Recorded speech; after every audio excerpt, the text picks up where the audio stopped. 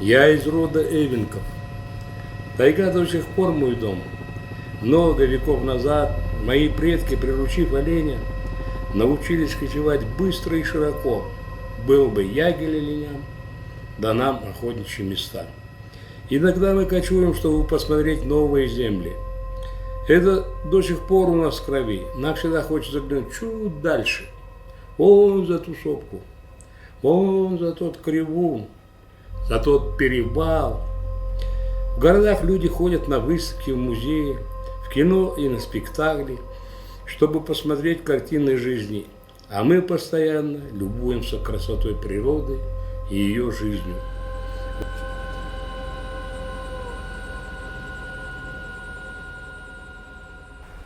«15 лет я не был в этой тайге, в вершине Тока. А шаман живет как раз там. А у меня накопились вопросы, и в этом году мне как бы повезло. Я с Токинским национальным парком вылетел вот в это место. Это северо-восток Станового хребта, где живет этот шаман.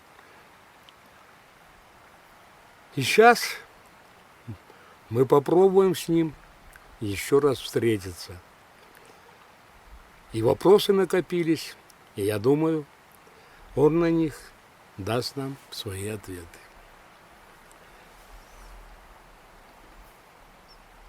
Находимся сейчас в вершине Туксани, и сюда вершина Зея. Мы как раз тут буквально перевал на Зею. В этих местах я очень давно, 71-го года, когда в 70-м приехал в Бамнак, и уже в 71-м я работал в стаде на Таку. Олени все ходили сюда, на Туксане, тут тоже мы стояли, кочевали. Это бригадир был Юра Трифонов, была такая молодежная бригада, ребята молодые, олени. И я тут начинал вообще неграмотный, неопытный, с Ташкента. Постигал азы, помогали мне ребята. И вся эта жизнь прошла у меня здесь 50 лет. В 73 году я ехал каюрить на озеро Тако. Как раз тут на Туксани, там у меня есть рассказ каюр, и как раз на Туксани тут добирал я до нормы оленей, это 12 голов надо было. И переваливали мы отсюда 12 километров, Утук-Макит ключ, и по нему переваливаешь на Утук, а Утук уже идет на озеро Тако. Там у нас была на метеостанции Тако встреча с геологами. Места, в общем-то, родные. Сейчас тут сын пасет оленей своих, у него родовая община, олени. И он тут. Места очень красивые, мне они очень нравятся, но суровые места, и зимой особенно тут. Да и летом, ветра, дожди, туманы, все это. К этим местам надо не каждый привыкнет, потому что мари, они топкие такие, ходить это проваливаешься, камни, валуны, спотыкаешься, падаешь, разбиваешься, чуть не насмерть. Эх, красота, красота. Не налюбуюсь, надо мне налюбоваться. Мне кажется, это моя лебединая песня тут. Меня Бог просто жалеет, даже привез еще раз. Я уже думал, не смогу. Я смотрю, я еще тут по этим тропинкам скребу ногами, но иду уверен. Ладно, не будем о плохом. Будем думать о хорошем. Жизнь, она вечная на самом деле. Ничто не исчезает бесследно и не возникает из ничего. Откуда мы приходим, туда уходим. Но то, что мы здесь наработали, оно работает потом на людей. Вижу. Ой-ой-ой-ой. заметное дерево. И друг мой Кипка оставил метку. Он тут кочевал, пытался перевалить вот здесь, в этом месте через хребет, и сорвался с оленями. Там наверху был снег. Он пытался развернуться, но не смог, олени улетели вниз. И он тоже с ними. И, видать, потом, когда здесь табор где-то, может, был у него. Да, ну пока не вижу ничего, где бы он рубил что-то. И он оставил метку. Дерево приметное, интересное дерево такое. Вот видно, оно перенесло много, закрученное, верхушка сломанная. Такое, ему лет, вот этому дереву лет, ну, минимум 150, не меньше. Потому что мерзлота, угнетенность, они тут лиственницы угнетенные такие. Ну, тем более, у них энергетика, конечно, мощная.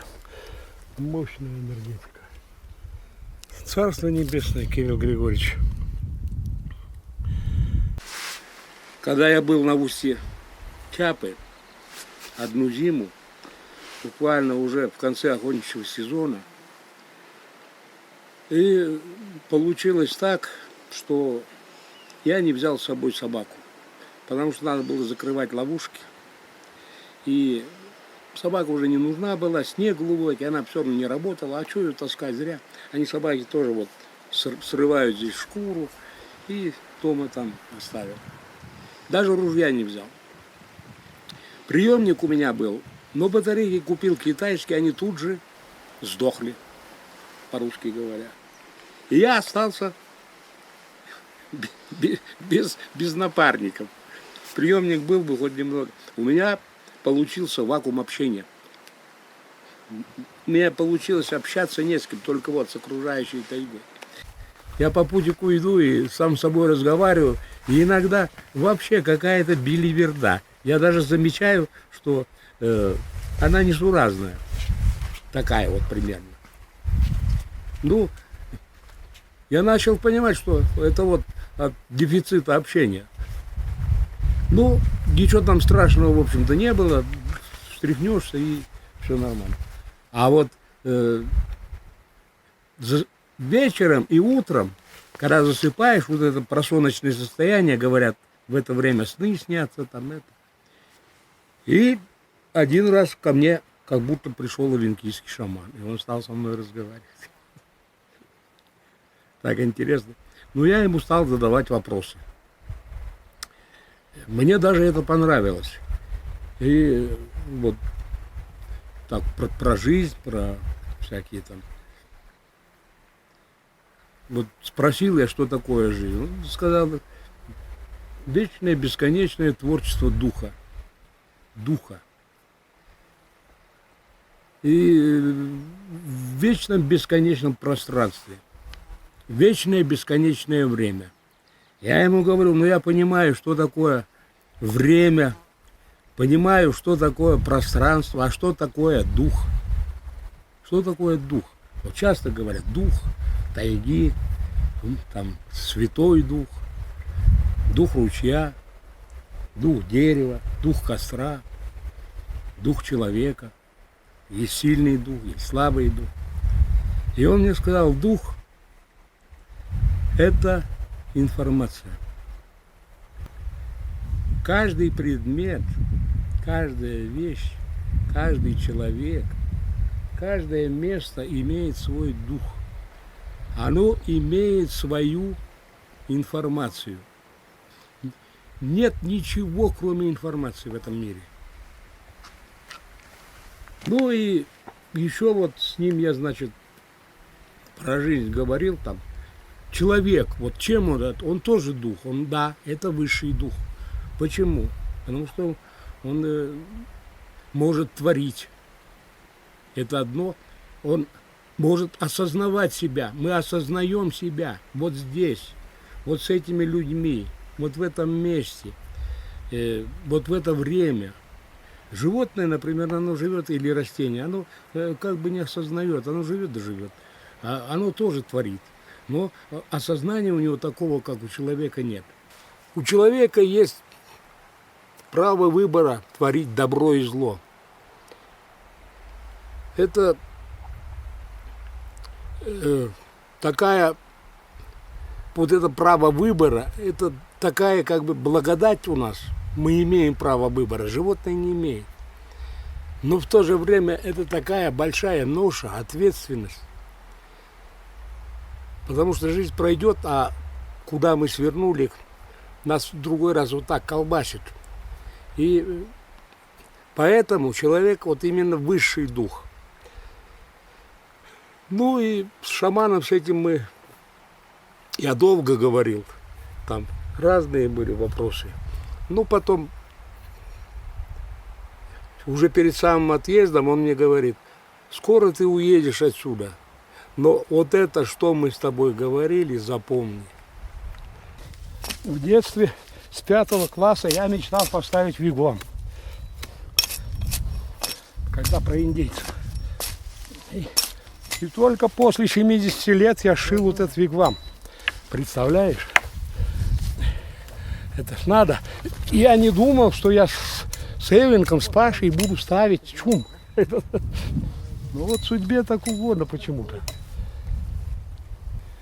Сначала это. А, ничего, пойдет так. Так. Теперь у нас. Там. Теперь мы. Пойдет, пусть играет. Пусть играет. Теперь. Ну, палатка будет держать, да? Да, вот на эту. Она маленько слабоватая, ну ничего, выдержит. Опа. Зато снизу подвернем лучше. Для съемок с Улей нам палатка на двоих хватит. Тут еще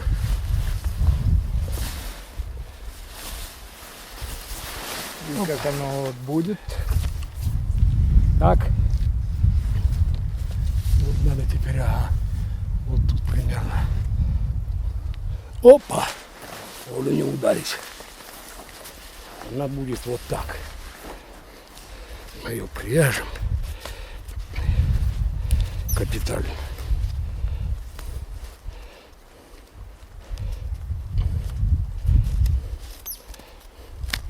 Резинка. Такая. Хреновенько резина.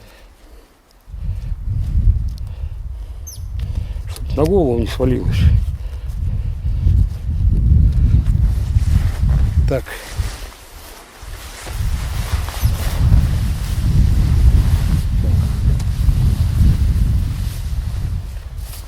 И теперь надо разбираться. Нет.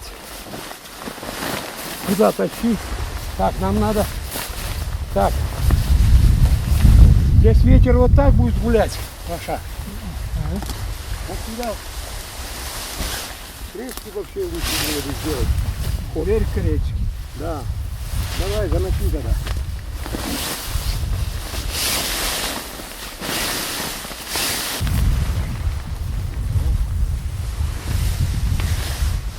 Во. Давай. Опа. Ну это потом палку вытащим. Сделано по-индейски, короче. Не по-индейски. Но чум делали примерно так же. Так же примерно делали чум.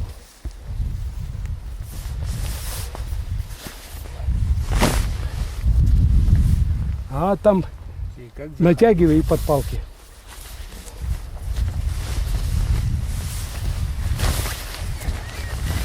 Во. Ага.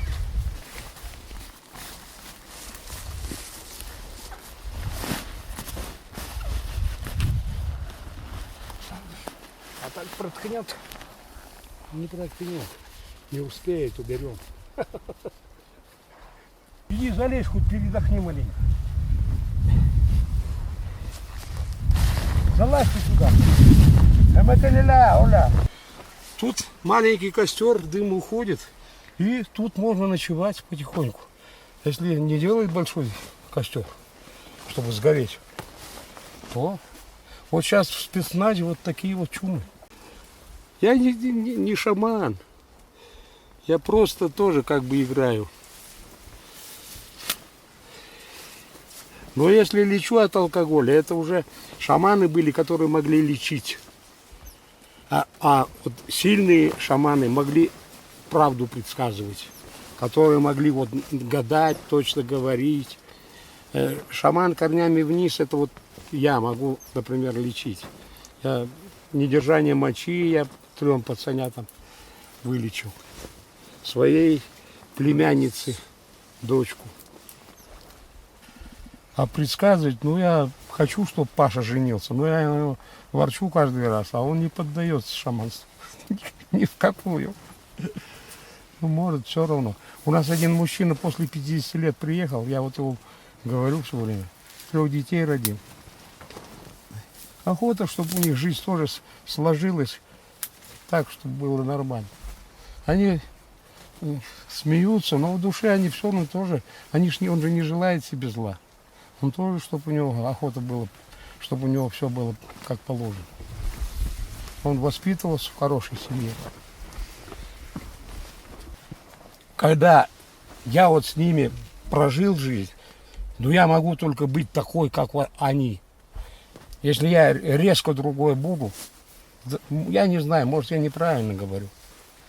Но мы принимаем друг друга такие, как есть. Если кто-то нам не нравится, мы выживем от себя. И он не будет дружить, кто ему не нравится. Зачем это ему нужны лишние хлопоты? Да. Когда я работал в зверопромхозе, и с Лакшака выходил я 3 зимы. Слышал ты это? Без избушек раньше. И вот первый раз я один вышел, просто у костра. Санки сделал, тащил санки и по нартовой дороге вокруг Чучугура это обошел. А на 2-й год, чтобы не ночевать около костра, тогда позже не было вообще избушек, нигде не было. Ни на сивака, ни на яка, лучше вообще не охотились. Тогда соболь дешевый мул. А на следующий год, чтобы выходить хоть как-то защититься, я прочитал: вигвам выгодно отличается от всех остальных построек, потому что костер, и ты там. И вот с чего сделать? И там читаю, вигвам самое хорошо сделать бязь. Есть такая бязь, чуть толще марли. Может, видел ты? Ну, марля такая, вот, чуть покрепче, она дышит.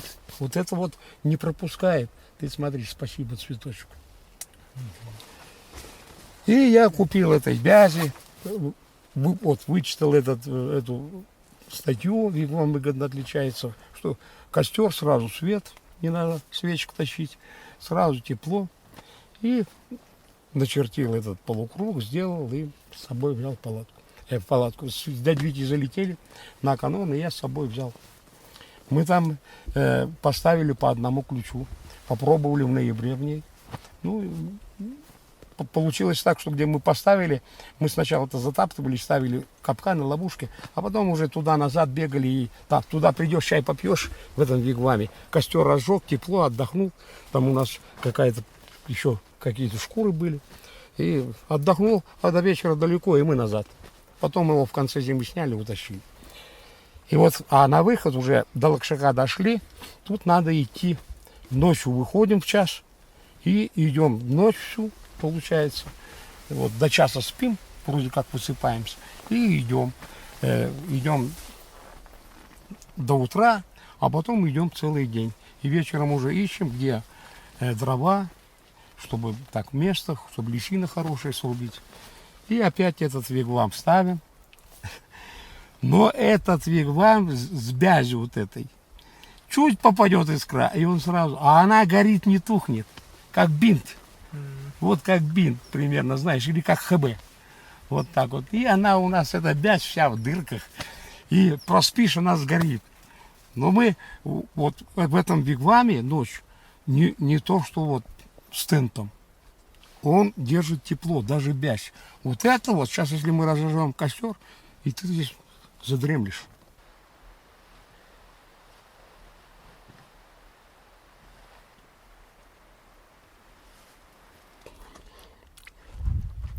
Я шаманю в Бамнаке, он Паша знает, не пьют лет по 20. И вот охота была, чтобы как-то эвенки не пили. И пришлось что-то маленько изучить, а потом методом подтыка. Эту Юлю Полей, помнишь ты ее? Да. Она вообще пропойца была на нет. Мгм. Она меня попросила: Коля, давай пошамань со мной. Я думаю, она не бросит. Она не бросит. Ну, всю жизнь человек пил. Ей лет уже 55, наверное, вот так вот. Она не бросит. Никто так не пил, как она. Ну, просит человек, нельзя отказывать. Шаман не имеет права отказывать. Говорю, давай, Юль, попробуем. И она не пила до самой смерти. А курила она всю жизнь. И она рак легких умерла. Она вот, при мне, наверное, лет 12-15 не пила. А так самый старый, Олег говорил, Женя Федоров. Вот он первый раз, я с ним позанимался, он тоже. Да, дядь Коль, давай. Я говорю, я уже не знаю, получше, не получше. А давай, дядь Коль, попробуем. Я говорю, ну давай, ты будешь как экспериментальный. И все, и пацан бросил. И потом подошел якут Ванька и этот на Нине Шохтиной женатый это был, крокодил Гена. Они бросили, и якут и сейчас не пьет, наверное, лет 25-27, вот так вот. А тот так бы и не пил, но умер. Месяц май на таку, золотая пора. Оленят на снегу подарила весна. Вы на тонких ногах появились на свет. Мать в ветвистых рогах принесла вам рассвет. И я вижу восторг в этих черных глазах.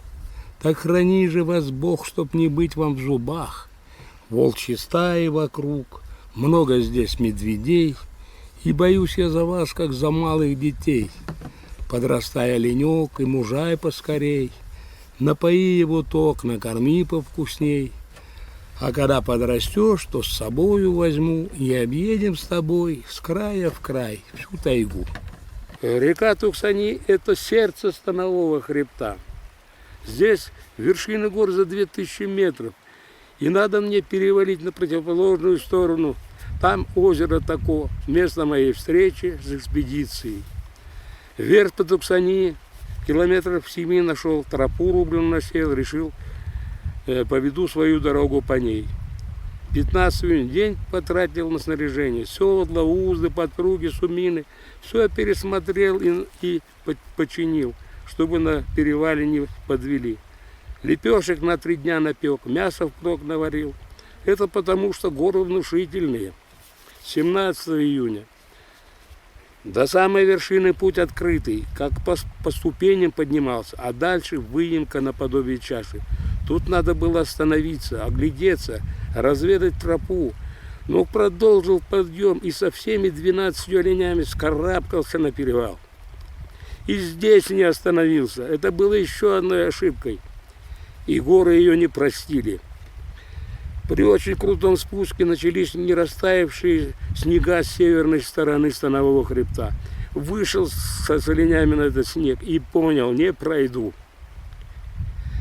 Решил повернуть назад, сделал несколько шагов и сорвался. Узда седого оленя не выдержала меня, лопнула. И полетел я вниз метров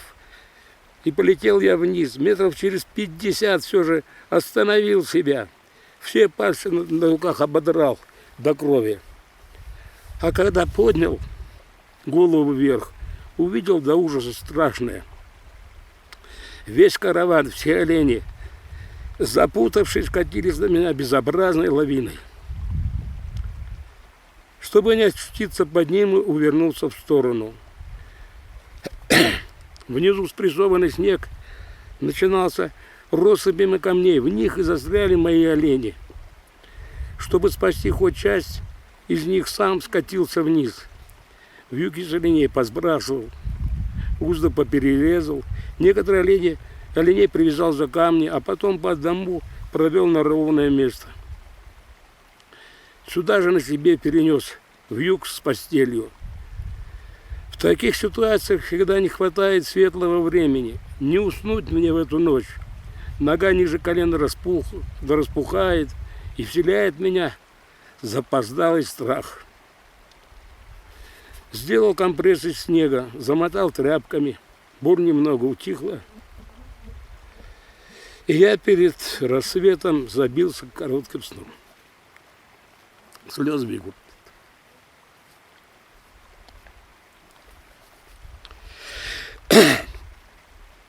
Увидел сон, запомнился он ярко. Как никогда вижу, будто появился здесь мой бывший учитель по литературе. Смотрит на меня, жует пирожок и молчит. Выключи, я маленько передышу.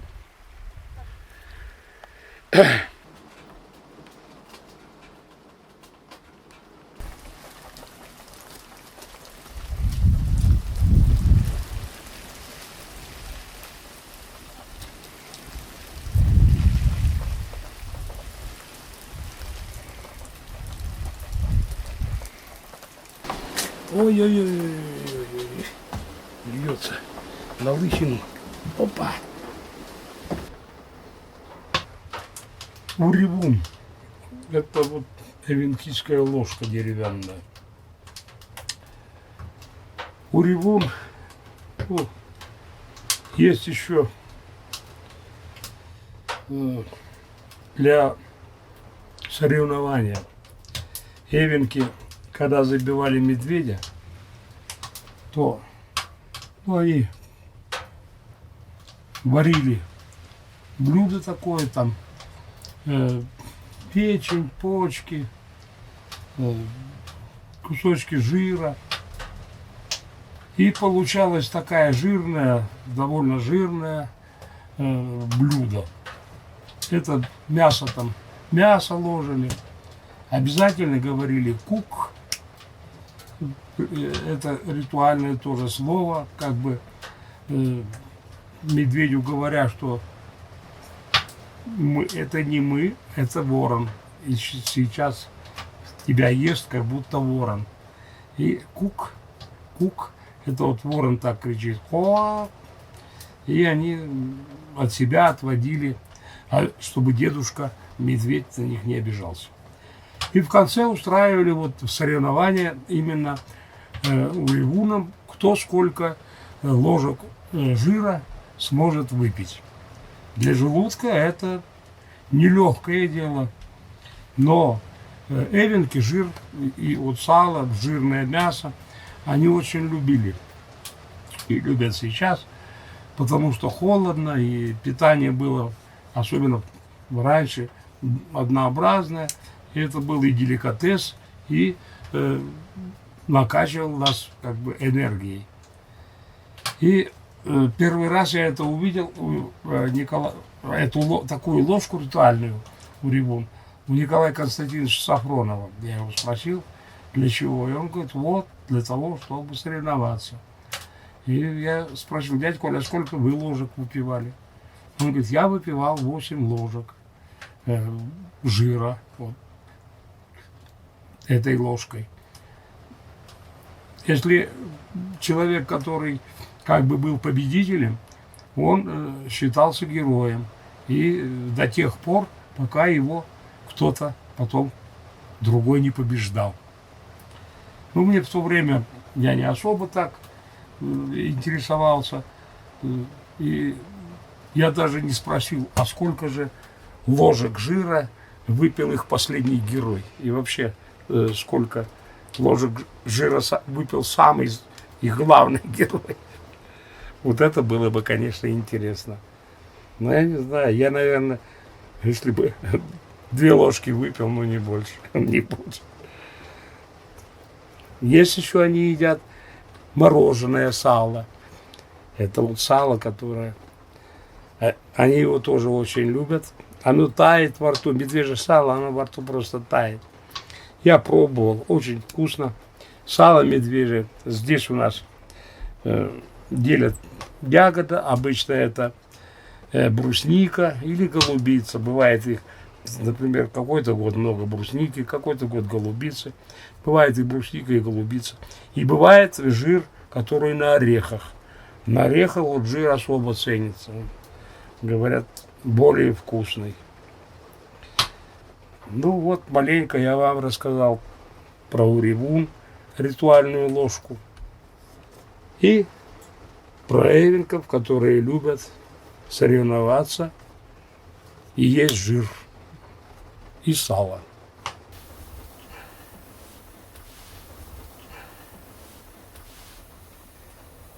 Стихи моих друзей,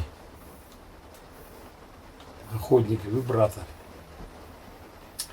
Это в тайге многие почему-то пишут стихи. Но мне охота рассказать стих друга Володи Барышникова и брата Виктора. У Володи я пришел в зимовье, и у него лежит тетрадь, и он там записывает, где карты, схемки всякие, где стоят капканы, ловушки, какие-то планы. И смотрю стишок. Это он находился как раз первый год на Джугарме. Ну, он там проходился долго, 39 лет. И стих такой. Опять порожка над тайгой, подушки сопки дымка, вот здесь парит полыньей, и вдаль бежит тропинка. А я на промысел иду, набитою тропою, сегодня соболя найду со снежной сединою. А все вокруг белым-бело, куда ни кинешь взоры, все сопки мари замело, охотничьи просторы. Иду меж лиственниц елей, и не боюсь зимы, эх, наловлю я соболей вдоль речки Джугармы. Вот такой стих. А у брата было, он переваливал с вершины тока, и там на Сугжар перевал довольно такой затяжной, и снег навалил. А здесь на Сугжаре моя избушка была. Ему надо было в эту избушку прийти, потом к старателям и в Бамнак. И вот он перевалил туда, очень тяжело.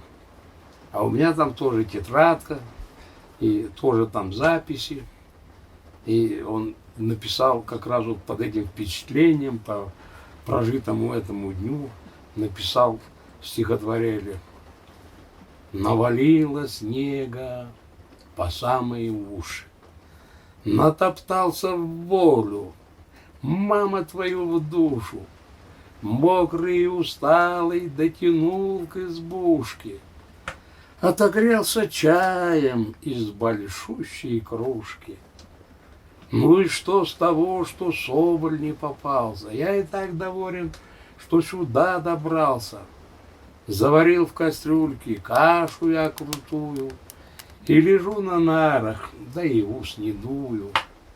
Полистал тетрадку, почитал заметки. Захотелось тоже в ней оставить метки. Темнота сгустилась, дело ближе к ночи. Печь пыхтит тихонько, радио бормочет. Чайник замурлыкал.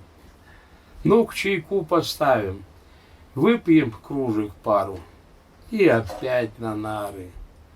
Хорошо с устатку так вот поваляться. Но пора, баиньки, будем расслабляться.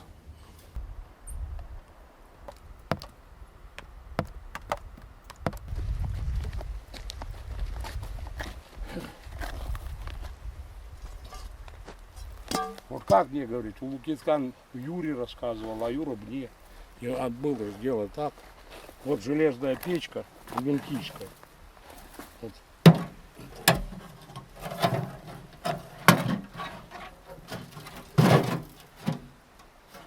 Эта печка служит верой и правдой палатки. Эта печка называется еще палаточная. Это сделал Эвенок так, прям в тайге. Даня его зовут. Я даже знаю. Вот тут 4 трубы. 3 трубы. Опа.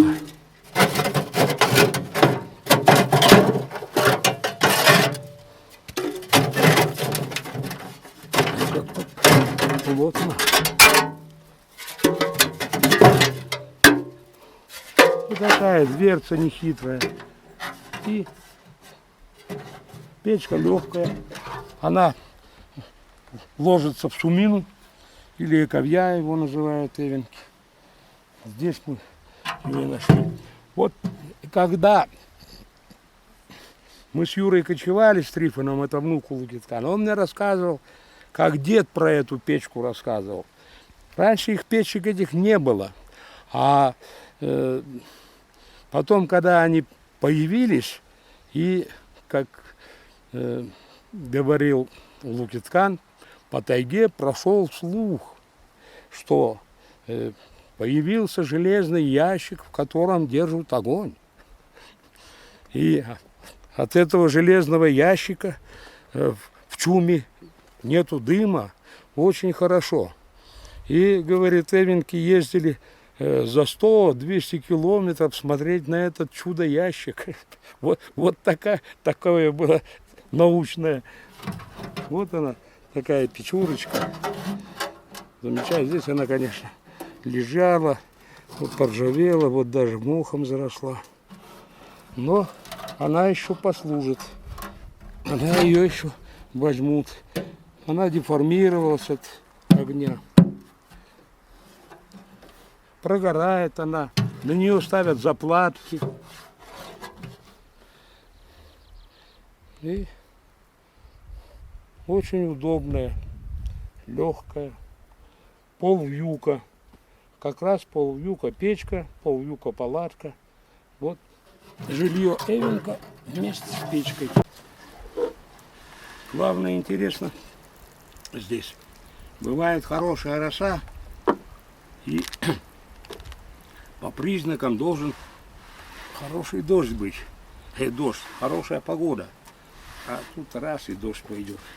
Тут не подчиняется этим законам долины в горах. Совсем по-другому. Даже Кипка сказал, здесь совсем по-другому.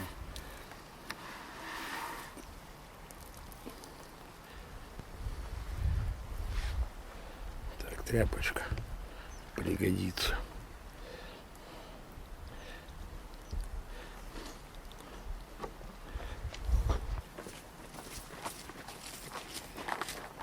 Так, можно тут их или тут прям.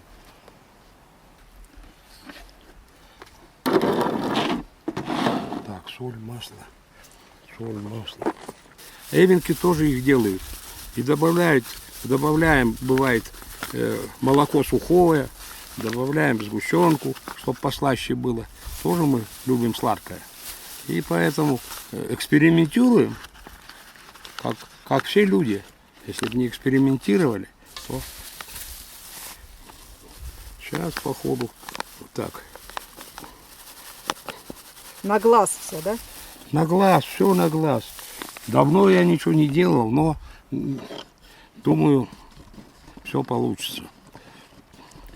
Вот эта штука, скалка, или как она по-русски называется, мы ей вот так размешиваем. Не ложками эвенки ей размешивают. Потом убирают. Все на глаз. У меня сыпется. Где-то снизу порвано. Опа. Ну, не испачкаешься. О, хорошо.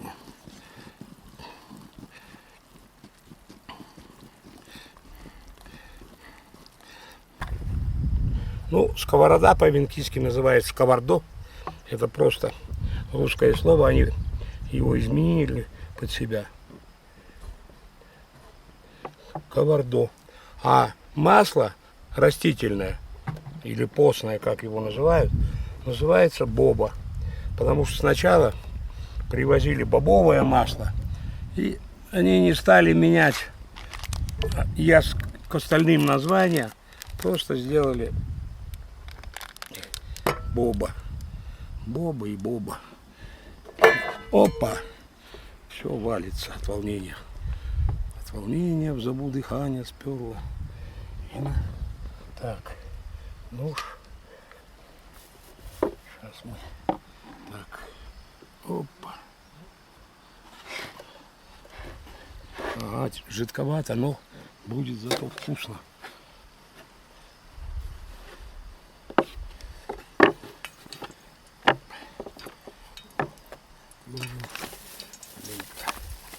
Смоки добавим. Ого, сыпанул.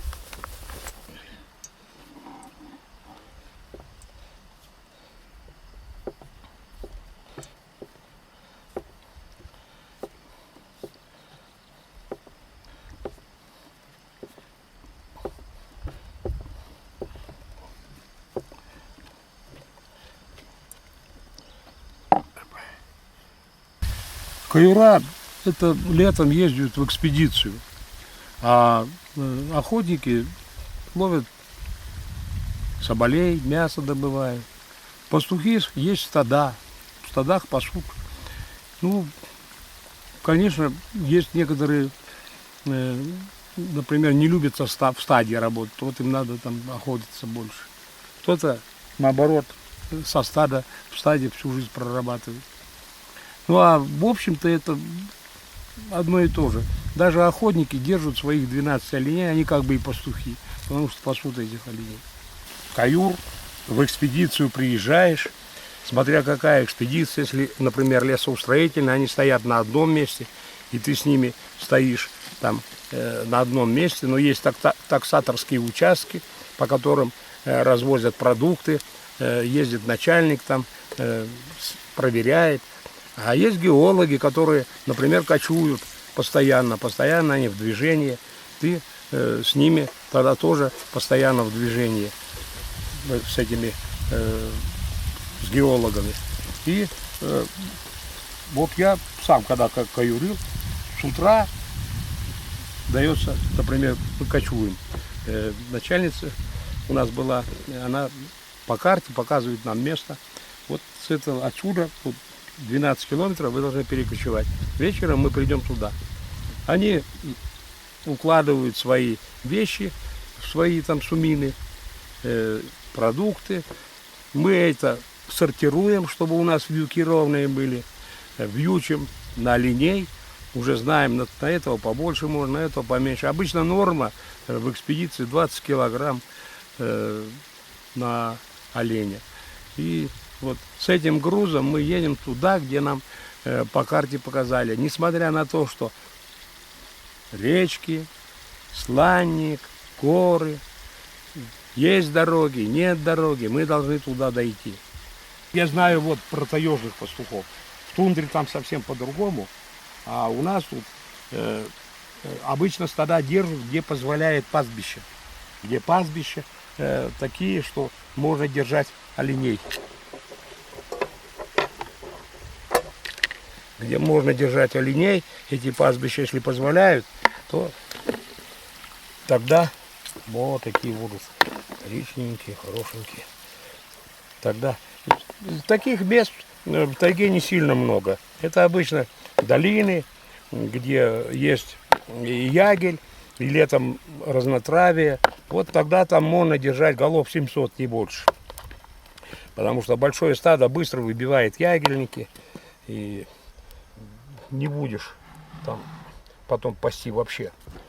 А маленькими стадами держат по 200-300 голов. Это вот не успел.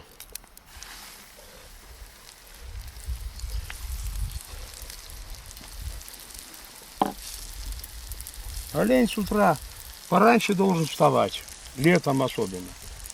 Самнины, дымокуры обязательно надо делать. Осенью, когда матки, вот мы маток доим, то мы привязываем на ночь маток, на ночь привязываем телят, а на день маток, чтобы олени приходили.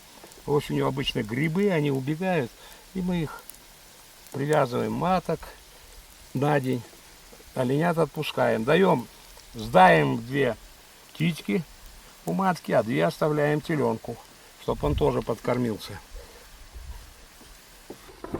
Ну, оленей держат обычно для мяса. Для мяса, вот в совхозе у нас держали, чтобы каюрам, потому что когда каюрили в экспедициях, это был тоже и как бы государственное было задание, и заработок, платили совхозу за оленей, и каюр получал там немного. У каюра много не получалось. А за оленя, я помню, платили, по-моему, 2,60, а каюру платили за день 3,15. У пастуха работа тяжелая, если по-настоящему, потому что олени расходятся в разные стороны.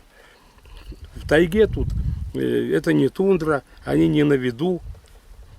Если, например, стадо голов 700, то они разбиваются на маленькие стада. И приходится постоянно окарауливать, смотреть. Весной медведи оленятами любят поживиться. Надо охранять.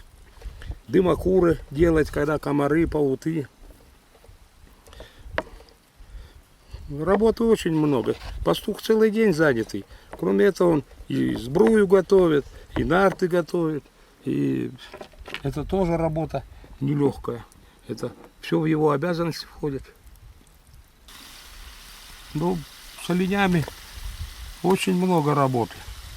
И лечить надо оленей.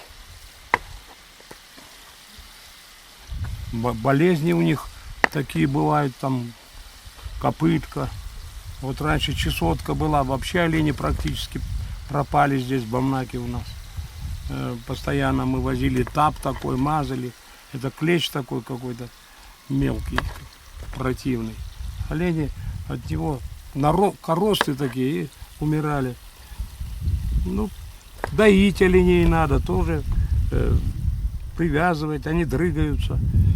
Ну, самое главное, конечно, это их пасти и пригонять вовремя. Соль, погремушки есть такие, кочелбука с солью. Эти погремушки надо, чтобы были, чтобы олени их знали. Тогда хоть где ты в тайге встретишь оленей, погремел, они прибегают.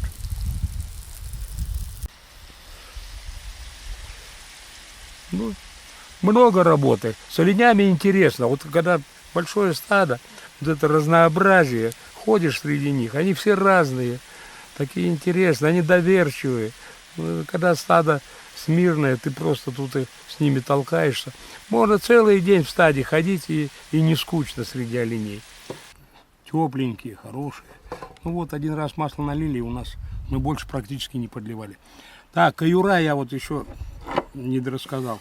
Они сопровождают экспедиции. И вот много случаев, когда в экспедициях теряются люди.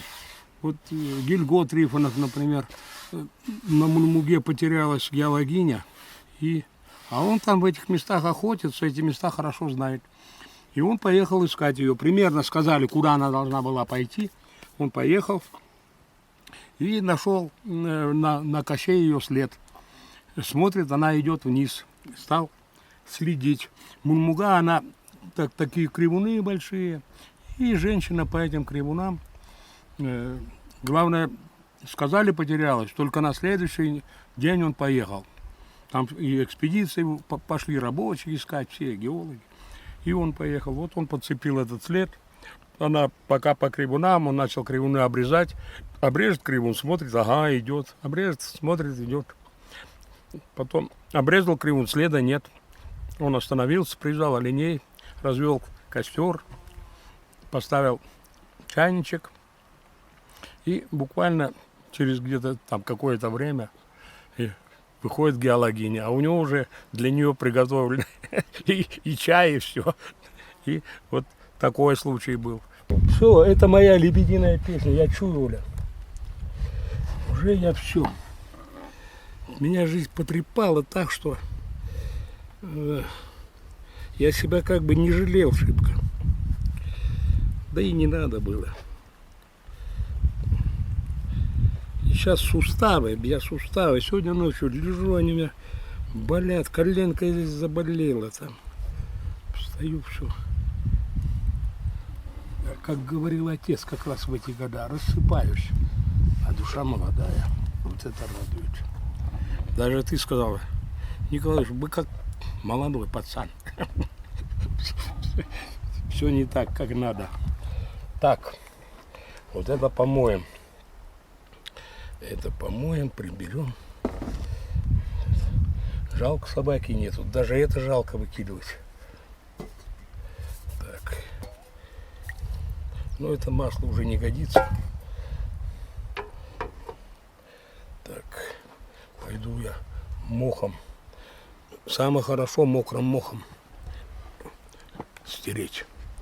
Доберусь я до него. Мох называется лалбука. Вот он пронизан водой.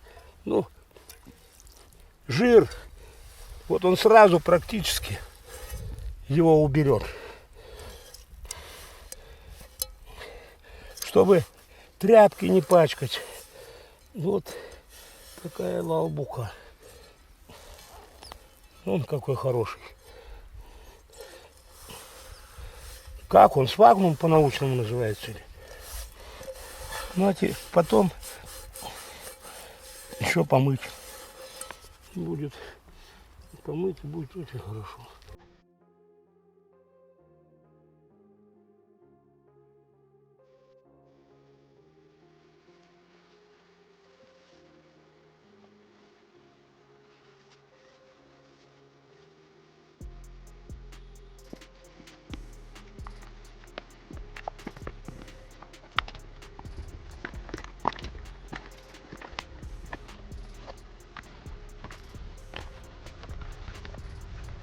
Я пытаюсь разглядеть его лицо, но ни разу мне не удается это сделать. Как-то я даже спросил его, почему ты его не показываешь мне? Для духа лицо не имеет значения, это маска. А она будет тебя отвлекать и сбивать с мысли. А где ты живешь, как-то поинтересовался я. В ответ он махнул рукой на северо-восток, там в тайге. С авенкийского слова шаман переводится как человек, который знает. А потому я поинтересовался, как много ты знаешь? Не задумываясь, он уверенно сказал, я знаю все. Каждый человек знает все, но не каждый может вспомнить. Вот эта задача самая трудная. Шаманы иногда ее решают. Редким людям дается свыше такая способность. Дается для того, чтобы они могли продемонстрировать ее другим.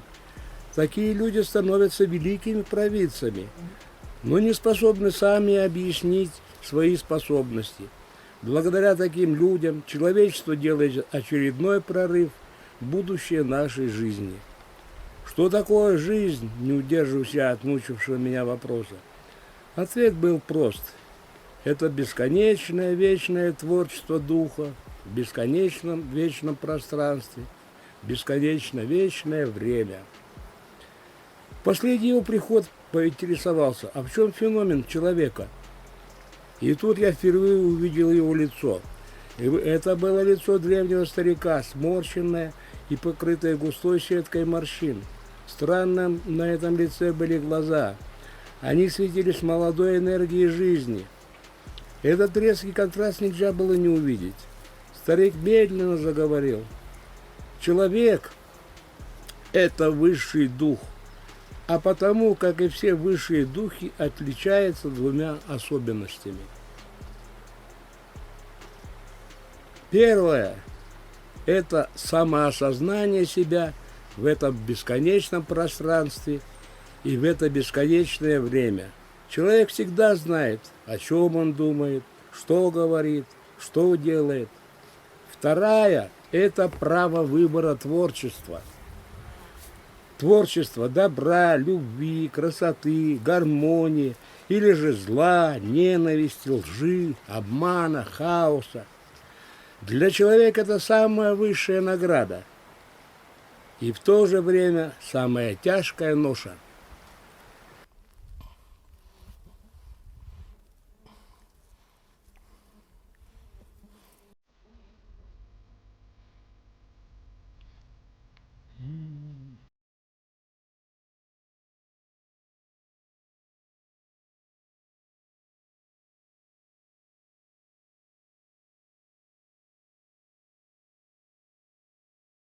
Ну, будем наряжаться. Облачаться. Как батюшку облачают, так я буду облачаться в шаманский костюм сам. Хотя говорят, что и тоже шамана облачают, помогают. У него есть помощник шамана. Я не шаман, я просто вам показываю вот эти обряды, как бы рассказываю. Моя вера основана на информации. Для меня все в этом мире есть информация. Шаманизм в свое время сыграл в мире большую роль. Шаманизм, он буквально и до сих пор покрывает все континенты. Сибирь, Дальний Восток. Все это прибалтийские страны, у них тоже были лапландцы, киргизы, у них тоже шаманы были. И они по-разному назывались, но суть одна была. Африка,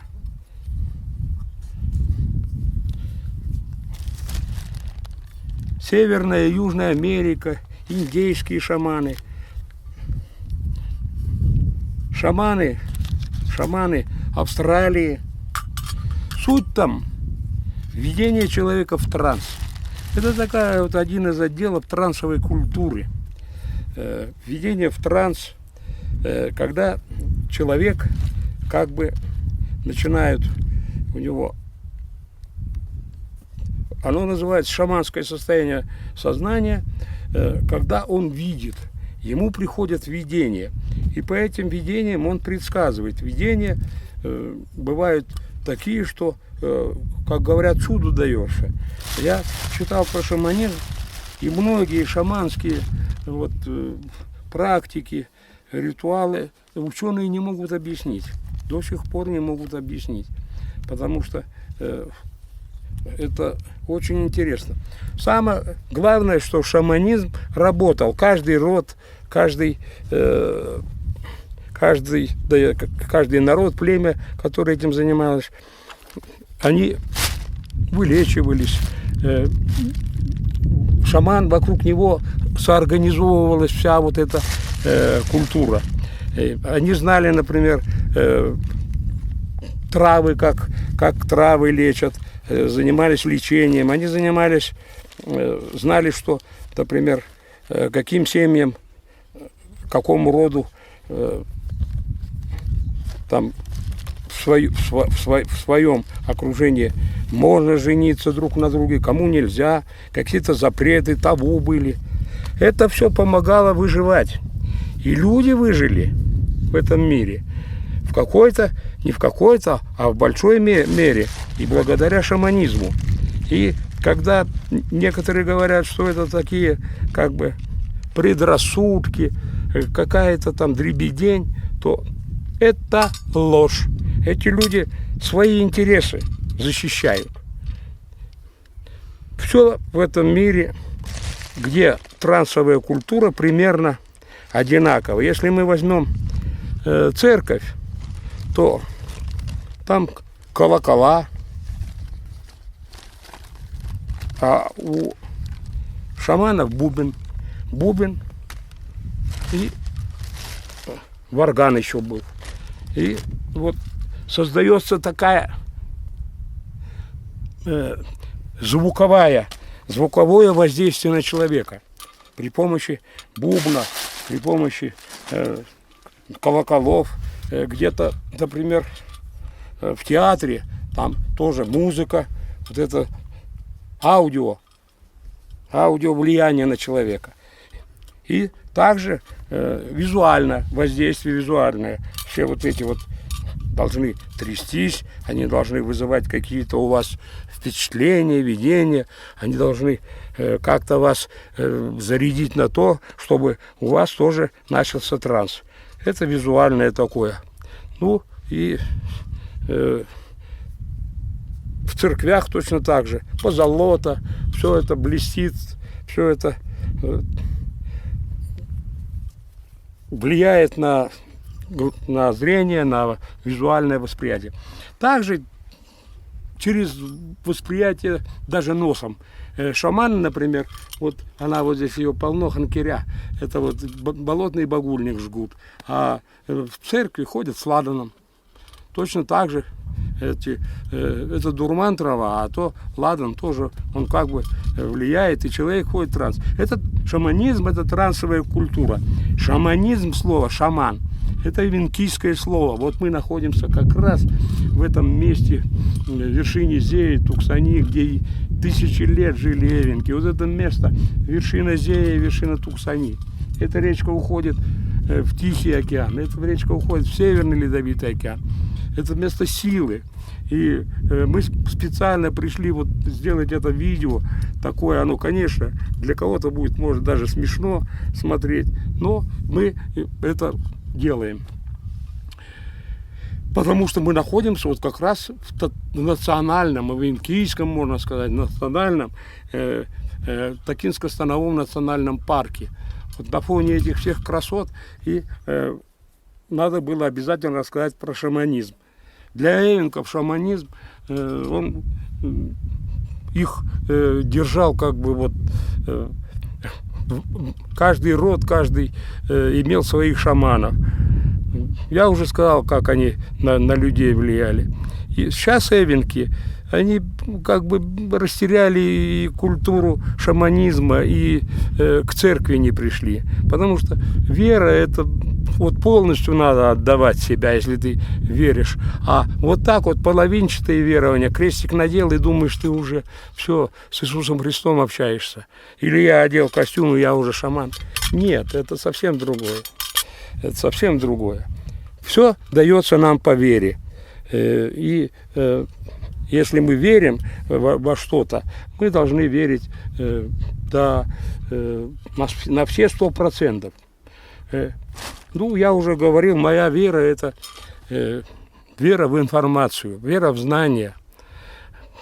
Информация, я даже знаю, для себя вывел, что информация, она сама себя порождает. Она сама себя порождает, это даже вот особенно видно по природе. Все приспосабливается по информативным таким. Ну, если я пример такие слабенькие, но если, например, волка из степи перевели в Сибирь, там было оледенение, и пришло белое вот это безмолвие. Волк, если он летом серый, то он зимой становится белый. И потому что выживать было легче белым. Даже вот эти скрещивания видов, порождаются новые виды, новые какие-то. Даже у нас сейчас в огородах выращивают информативно. Мы взяли вот этот сорт, получился вот этот. Родители у меня, вот отец такой был, а мать такая. Я получился вот такой, и от них что-то. Если мать была вот как у меня сейчас, а из миллиона выбрать какого-то там, который бы сделал меня художником, я был бы, может, передалось бы, был художником. Если отец был, а мать выбрать, которая была бы там хорошая рукодельница, я был бы рукодельник. Поэтому вот эта информация, она, ну, это мое мнение, а ваше мнение должно быть ваше. Ну вот, с шаманизмом я как бы сам для себя могу провести обряд. Это обряд вот место силы, и мне просто мое нутро, моя как бы духовность, мои вот эти вот личные познания, они к этому просят. И один из шаманских обрядов, я знаю, это собирание силы бесконечности вот этой небесной и силы Матери Земли. Ну, я стоя делается, и сидя можно делать, кому как удобно. Просто поднимаешь руки вверх, и вот ладошками ты чувствуешь энергию космоса, эту энергию бесконечности. Мы дети космоса, Земля просто летит в этом космосе. И эта энергия с нами, она созвучна. Мы с ней одно целое. И вот когда как бы в середку ладошек она опускается нам, и мы чувствуем, она наполняет вот руки, наполняет, и мы проводим по себе сверху вниз, потихонечку, грудь, все это, и до самых ног. Приятное чувство, приятное чувство. Еще раз. Наполняем ладошки. И проводим. Вот наполняем себя. Можно еще. Вот, собираем, чувствуем, как она собирается. Расслабиться можно, потрясти себя. И снова мы как будто умываемся ей. Вот обтекает она нас, наполняет каждую нашу клеточку. Даже я вот оператора вот так наполню. Мне удобно, она стоит ровненько. Я набираю и по макушке, на плечи, по рукам, вниз. Давайте зрителей. Так, зрителей. Для зрителей специально набираю, чувствовать, как набирается. Обязательно чувствовать, не просто так, а чувствовать набирает. Для зрителей она побольше. И я вас вот наполняю от макушки, плечи, грудь и вниз. И еще разок.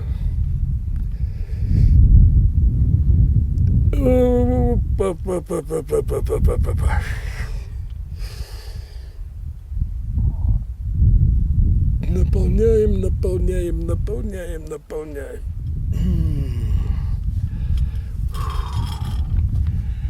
Теперь берем силу Матери Земли.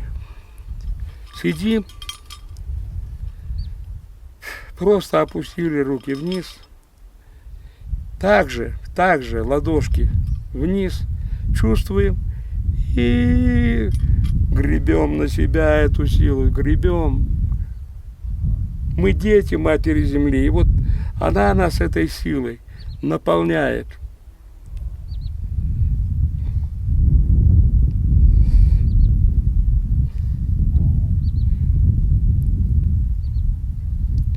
Вот этот простой прием, он заряжает нас как батарейка, плюс и минус. И мы от этой вот энергии космоса и Земли заряжаем себя.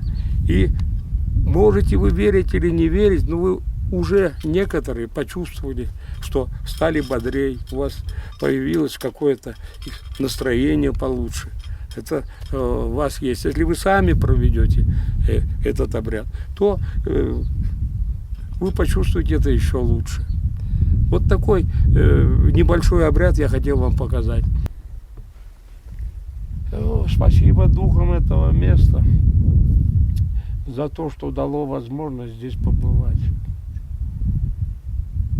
Спасибо духам этого места, что оно дает мне еще возможность ходить, творить, дышать, радоваться, общаться с людьми, с природой. Всем желаю здоровья. Всем желаю такого же общения, такой же вот благодати, общения с Матерью Природой, общение с людьми,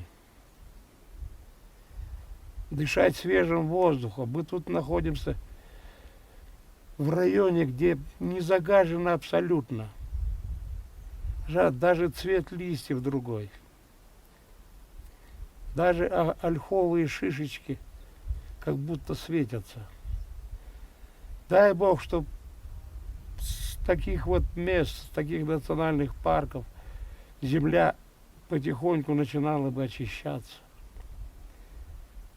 Чтобы везде была такая благодать.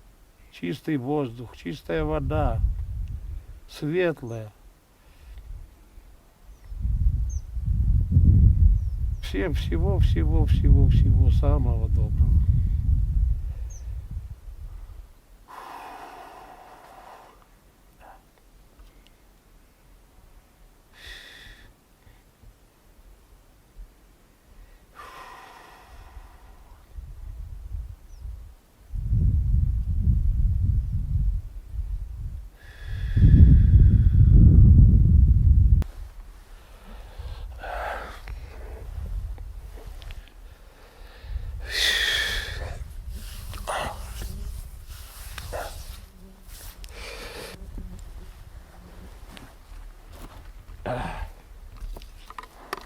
Фу.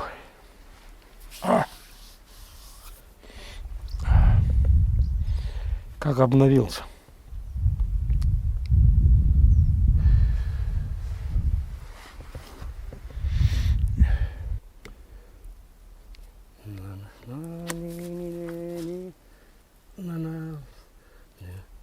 Горы кочуя живет, поет. Но надеюсь, меня он поймет. Есть с названием масляным река, хоть масла не видала никогда. Но кто ж ей дал название тогда? Аририк-то, Аририк-то, Аририк-то.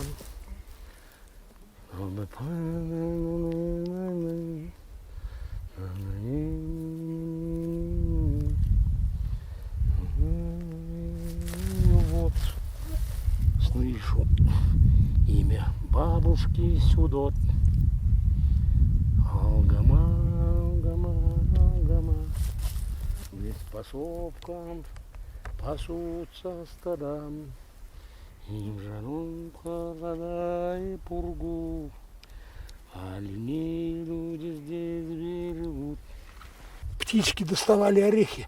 Он кладовку выгреб, а птички тоже чуют, видишь? Вот съели. А что такие? Носом длинным. Или мышки. Ну это... Он раскопал как кладовку. Видишь, вот. Видишь? Вот. Вот орешки. Вот он их выкопал бурундуковую эту. Съел. Они часто и бурундука там ловят. Тоже съедают.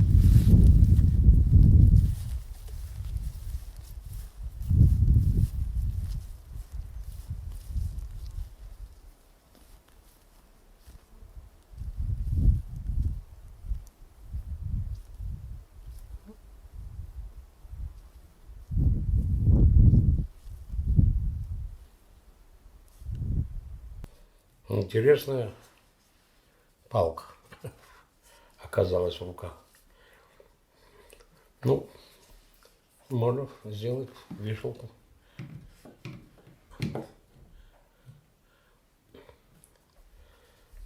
Глаз вот как бы, клюв, второй глаз сделать. Птичка получится с таким клювом вот так. Ок, ок, ок. Можно вот так обрезать. Горбатый нос. Тут точно так же глаз. Тут рот сделать с одним зубом. И будет баба-ешка. Баба-ешка. Да, вот так хорошо. Бабы-ежи, ешки. Нос. Ага. Вот. Волосы у них как бы даже есть. Текстура такая. Ну, резцом ножиком можно волосики подновить. Сделать и такую челочку. А если еще что-нибудь тут, ну, можно уши добавить, такие уши и сережки в ушах. Платочек одеть маленький, будет цыганка с горбатым носом. Такая. Вот-то. И я вам погадаю. Позолотите ручку, пожалуйста. Ну вот, размечтался. Так, что отсюда? Ага. Вот какие-то две ноздри.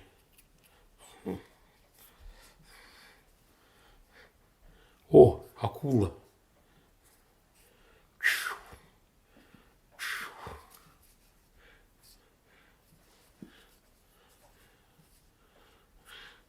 А вот так вот рот сделать. Тупорылая змея. Ку-ку-ку-ку. Ползет. Акула даже глаз есть. Маленько подрезать.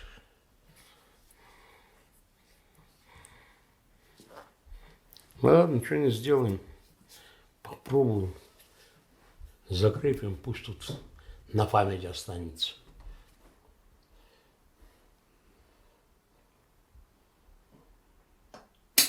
О, аж кровь осталась, сама улетела.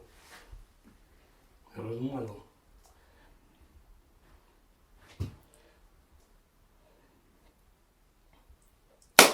Охотники за мухами.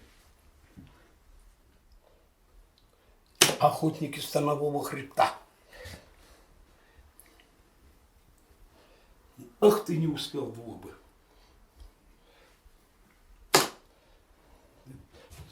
У которой от трусов резинка хорошо.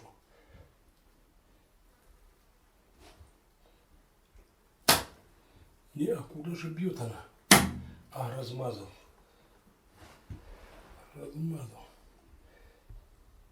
Размазал. Все равно я их кончу.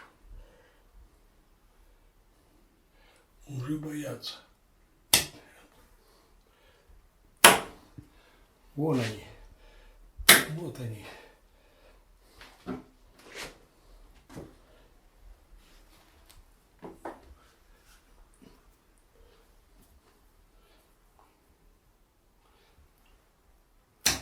Есть.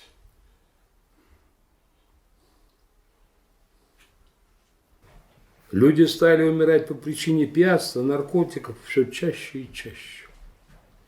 Идет война с многочисленными жертвами. Каждый, употребляющий эту гадость, уверен, что его сия чаша минет. Да. Но вспомните детскую игру в морской бой. Ваш корабль идет своим курсом, а вокруг взрывы. И прямо по курсу, и сзади по ходу, и слева, и справа по борту. Вы видите их. Бах, бах, мимо. Вы слышите их. Бах, бах, мимо. Вы чувствуете ударную волну. Бах, бах, мимо. Они не коснулись вас, но поразили ваших друзей, родственников, знакомых. Если игру продолжить, то обязательно прозвучит бах, бах, есть. И ваш корабль закончит плавание, не дойдя до конечной цели. Рисовать надо. Сначала надо нарисовать. И нос надо чуть-чуть поменьше.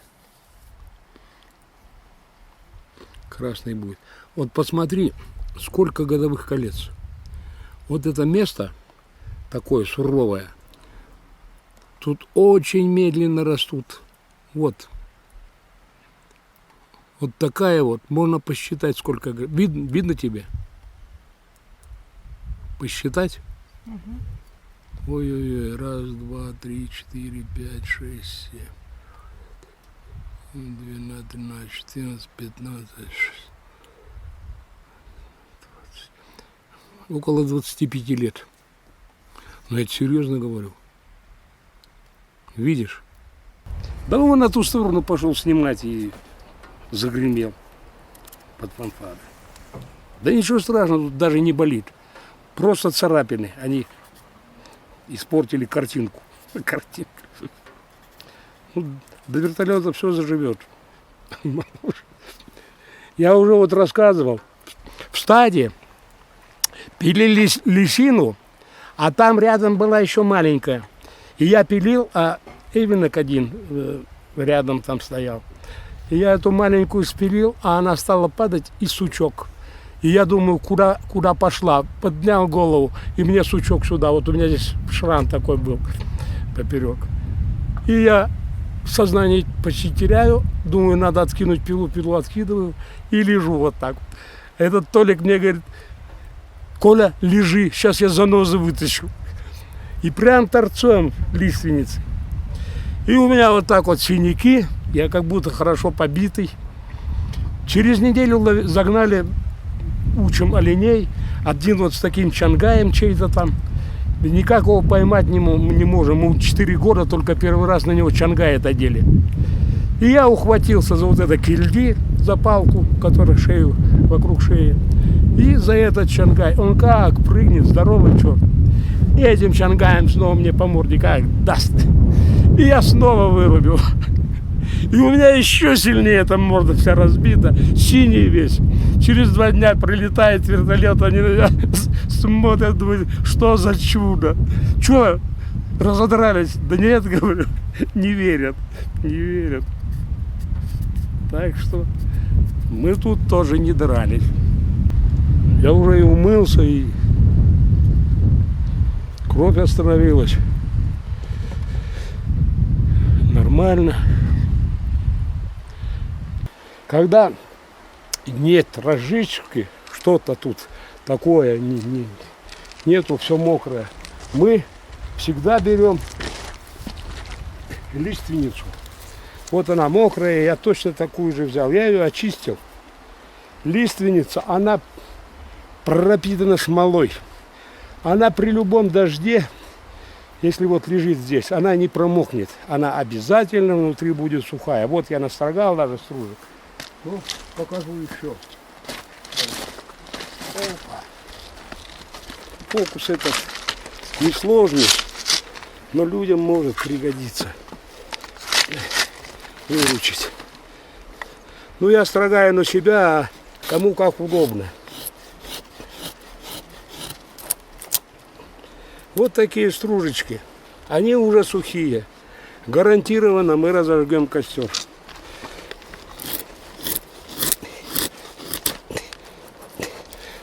Вот этой лиственницей, ну, можно елкой тоже, вот ветками. Можно сосной ветками. Эта ветка, ей практически столько же лет, как дереву. Там мельчайшие вот эти. И она, еще раз говорю, пропитана смолой.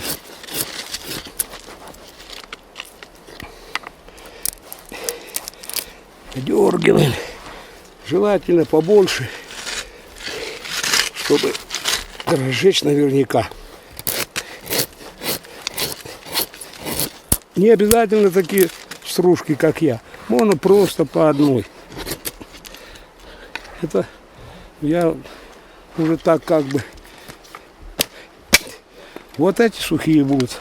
Вот даже я ободрал, снял мокрую кору вот эту. Вот она мокрая. Я снял, а здесь уже сухо под корой. Вот показываю. Показываю, потому что такая мелочь. Вот она, они сухие. Сухие. Мы можем, чтобы после этих как бы взялось получше, сделать вот такие щепочки.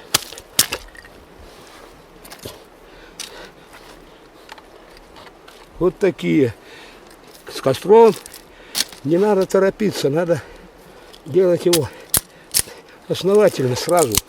А то можно мучиться долго и вот здесь сухо, да нет. Сухо, сухо, сухо, сухо. А так у нас даже ветки мокрые. И мы не разожгем. Вот мы приготовим разжижку, пойдем половим рыбу. И когда мы поймаем рыбу, мы разожгем костер и поставим вариться в уху. Ну все.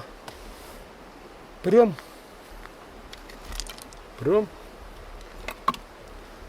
за рыбой.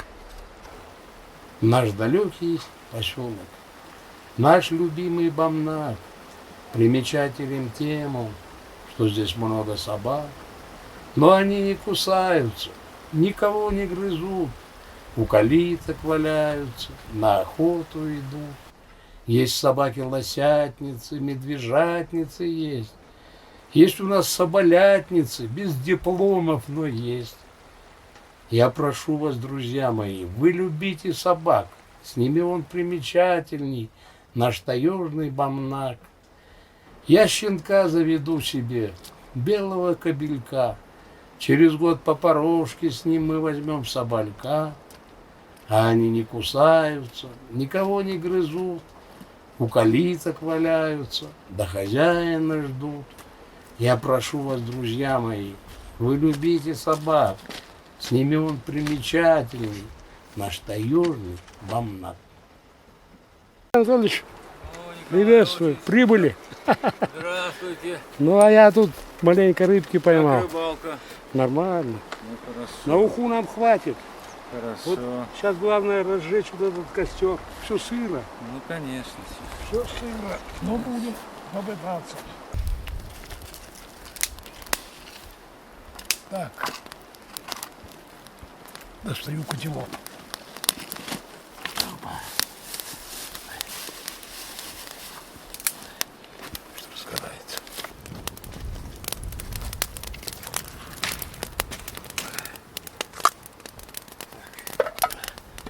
Подожди. Не сворачивается, не влазит. Харю здоровый. Ну, просядет маленько сейчас. Если на уху варим, то ложим в холодную воду. Если варим на рыбу, то ложим в кипяток. И мясо точно так же. Когда мы в кипяток ложим, он сразу раз и получается внутри сок не выходит. Корочка такая от кипятка. Точно так же рыба. Солить надо после того, как сварится у нас на Урале, солят отдельно рыбу. Можно так, ну можно уху солить. У нас обычно вот так солят. Ну ладно, процесс пошел. Рассказывать про свои истории я постоянно как бы рассказывал, а писать начал, ну, сначала лет, наверное, в 40, так первый раз рассказ мне захотелось написать про горностая. Он у меня в Зимовье жил, такой рассказ мне показался интересный. И я его написал, этот рассказ, со страхом понес в Зейский вестник. Думаю, не понравится, скажут какую-то парашу.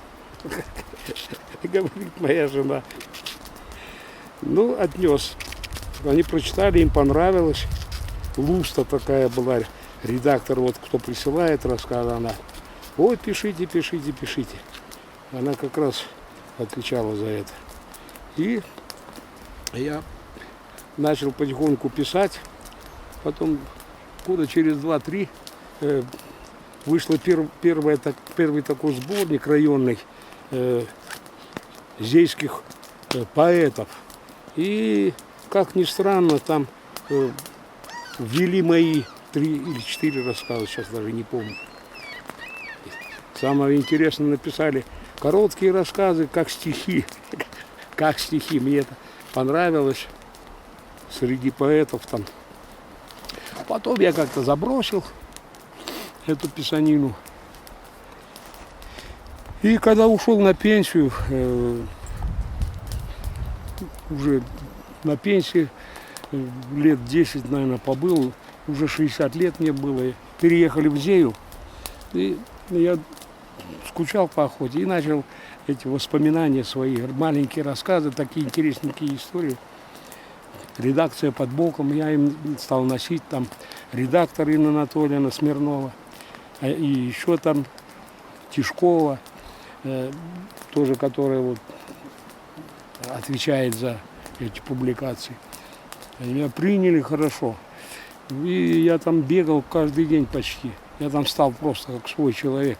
И через какое-то время набралось на книжечку. В 2011 году первая книжечка вышла. Это зарисовки на память. Ее приняли хорошо читатели. И я как бы еще воспрянул. Думаю, людям нравится, значит, надо На улице стали все узнавать. Я стал человек такой узнаваемый. И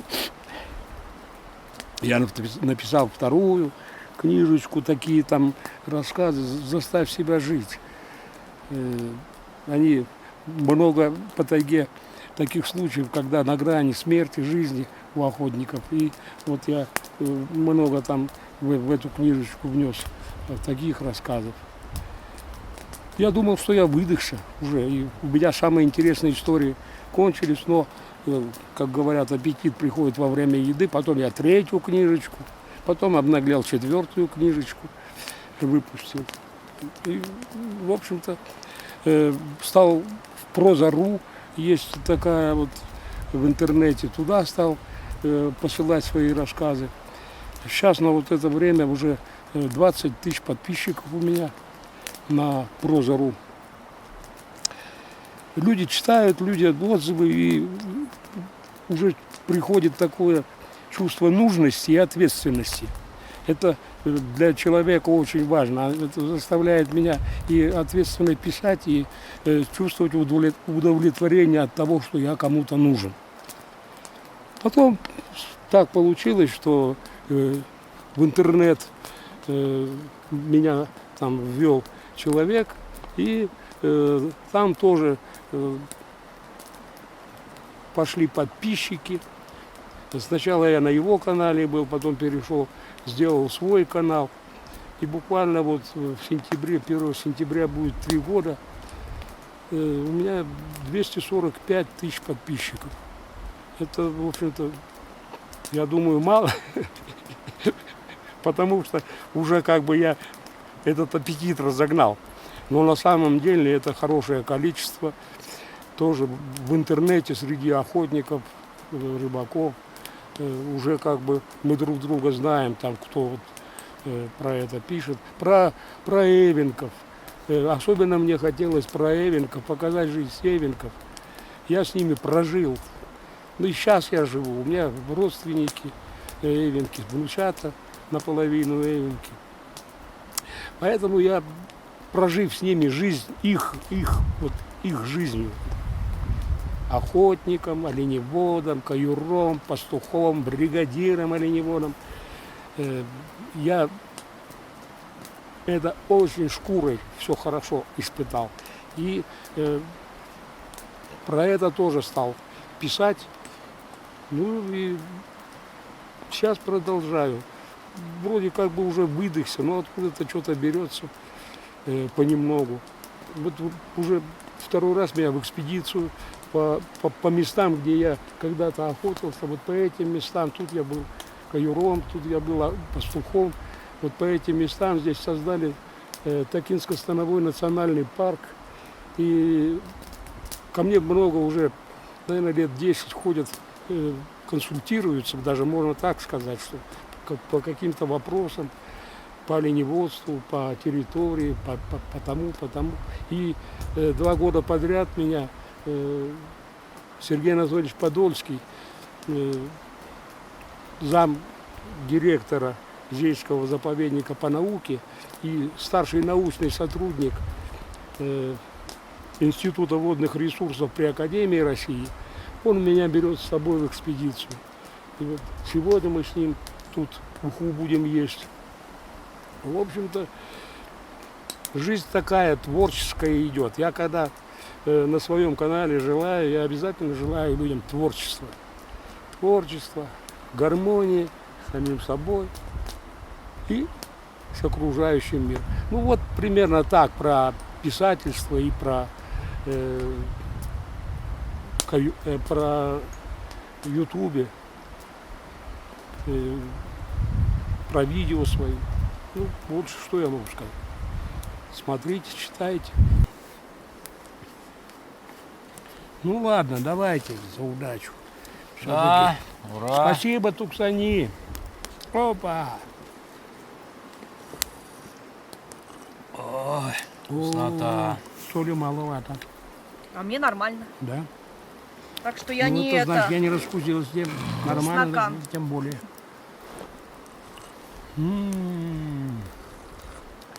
Как говорит одна моя знакомая, жить охота.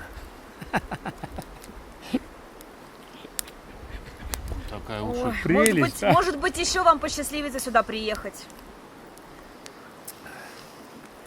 Есть такое слово память. Самое главное, чтобы она не исчезла. В любом случае,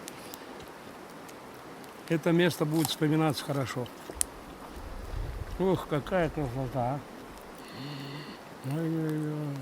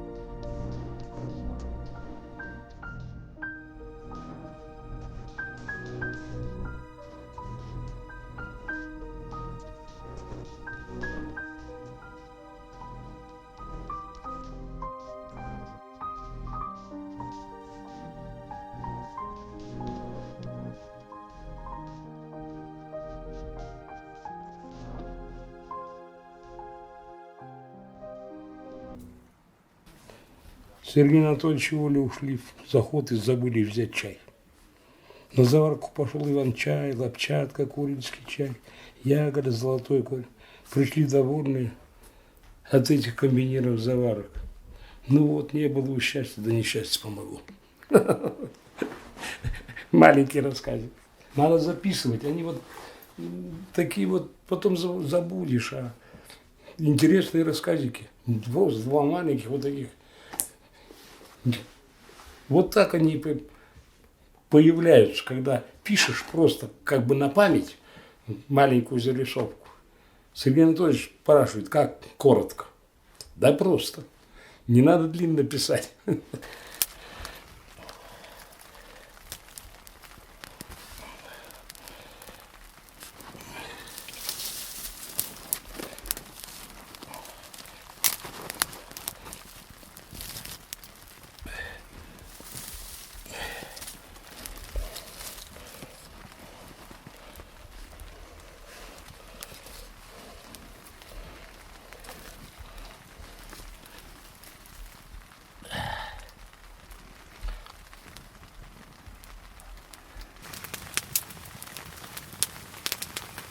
Ну, вот по жизни Эвенков, как бы раньше и сейчас, хорошо это описано у Федосеева в книге «Злой дух Линбуя», где они собрались кочевать, и у него зашел разговор с Лангарой. Это вот там, она как бы была там главная, вот, старик Карарбах там был опытнейший, и эта женщина, она практически бабушка и мать там всех этих детей.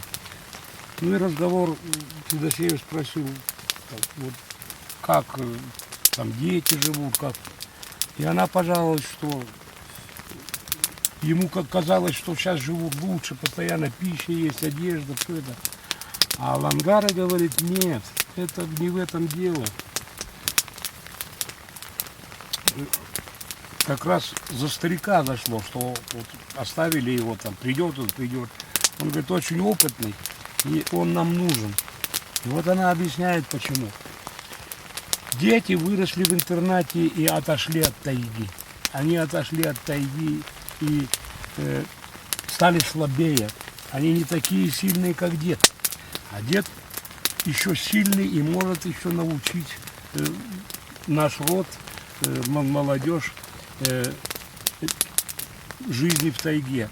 Чтобы остались олени стада, чтобы умели они хозяйничать в тайге, чтобы тропы не заросли, чтобы становища их были востребованы.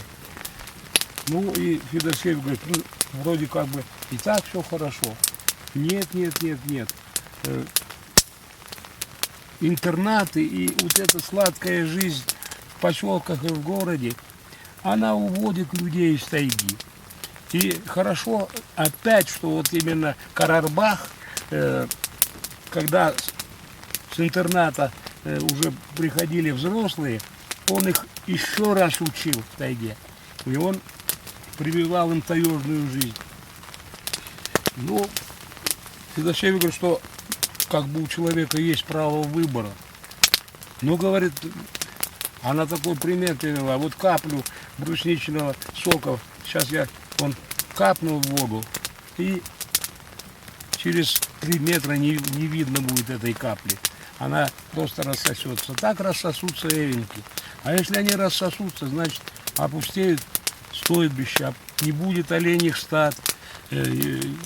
Там, кроме этого, много дорог в тайге разных. И ягода, и орехи, и рыба, и пушнина. И эвенки отойдут от своего. И тайга опустеет. А тайга очень богатая. Хотя места, где они кочуют, на самом деле эти места, Охотская тайга, она бедная. Но для нее это было как бы богатство. И сплачивался народ, и сплачивался род. А при уходе отсюда люди ослабевают. Они в городе многие не приживаются. Они теряют навык в тайге и не приобретают в поселках. Поэтому вот, я, когда читал эту вот повесть, я полностью согласен. Я сейчас вижу, у меня, например, сын, у него стадо оленей, и у него хорошо получается, большое довольно стадо, больше там 500-700 оленей, а уже внук не хочет идти. Вот сейчас, и я вижу, как он прыгает с места на место, а обустроиться не может. И я вижу, как зарастают тропы вокруг Бамнака. Не то, что зарастают, они заросли. Нету нартовых троп, нет не только в Бамнаке, и далеко. Народу стало мало. Когда я, например, приехал в Бамнак, это было очень много народа, было 7 стад. Сейчас, можно сказать, одно стадо вот, у сына. Там маленькие стада, по 50-70 голов. Ну, это не стадо, это просто вот маленькая такая. Сегодня есть, завтра нет. Поэтому вот этот еще давно Федосеев вот это заметил. А при мне это уже вот страх Лангары за тайгу, за жизнь эвенков в тайге, за продолжение этой жизни, за продолжение рода, за продолжение, чтобы эвенки были сильными, чтобы они как бы не теряли эти навыки. Они уже подтверждаются. Сейчас вот мне, например, нравится, как сделали национальный парк, и дирекция Зейского заповедника, и ученые стараются возродить оленеводство, стараются, чтобы детей туда завозили, стараются, чтобы эти дети обучались навыкам олимпийским. Ну, в то же время видно, что некоторые потеряли навык. Дошло до того, что 50 голов оленей, что они не могут перекочевать, перевозили на машинах. Это же это смешно. Это если бы старики увидели, они бы просто обалдели от такой безобразия. Это вообще непонятно.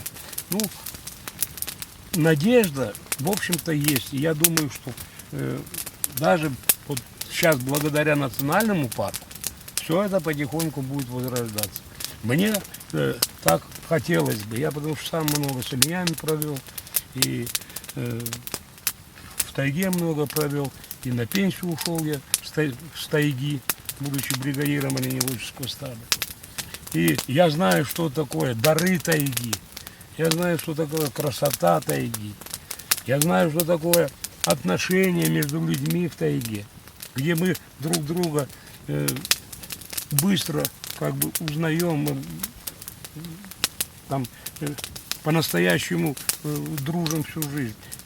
Или бывает, что кого-то мы не признаем и его отторгаем. Тогда человек этот старается все равно подтянуться до нашего как бы такого уровня родового. Ну вот как-то вот так. Все-таки